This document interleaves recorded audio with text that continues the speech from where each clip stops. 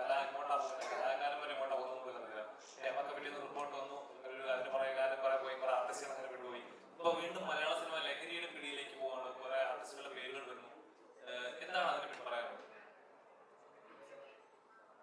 ഇന്ന് നമ്മള് ദയാഭാരതി എന്ന് പറഞ്ഞ സിനിമയുടെ പത്രസമ്മേളനമായിട്ട് ഇരിക്കണം. അപ്പോഴും ഞാൻ മനസ്സിൽ ആലോചിച്ചിരുന്ന കാര്യം, ഏറ്റവും അവസാനം ചോദിക്കാൻ പോണ ചോദ്യം ഇതൊക്കെ തന്നെയായിരിക്കും.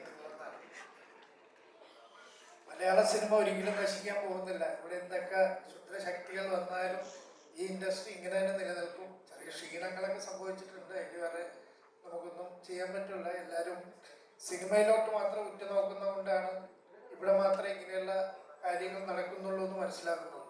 പക്ഷെ എല്ലാ മേഖലകളിലും ഇത് നടക്കുന്നുണ്ട്.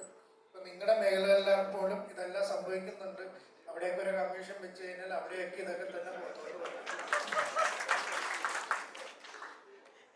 അതായത് ഈ സിനിമയിൽ ഞാൻ നിങ്ങളെന്നെ പല റോളിൽ കണ്ടിട്ടുണ്ട്. പ്രൊഡക്ഷൻ കൺട്രോളായിട്ട് കണ്ടിട്ടുണ്ട്, പ്രൊഡ്യൂസറായിട്ട് കണ്ടിട്ടുണ്ട്. പക്ഷേ ഈ സിനിമയിൽ ഞാൻ മനോഹരമായ, ഞാൻ എല്ലാ സിനിമയിലും ഒരു സീനിലോ 2 സീനിലോ കണ്ടിട്ടുണ്ടാവുള്ളൂ തന്നെ.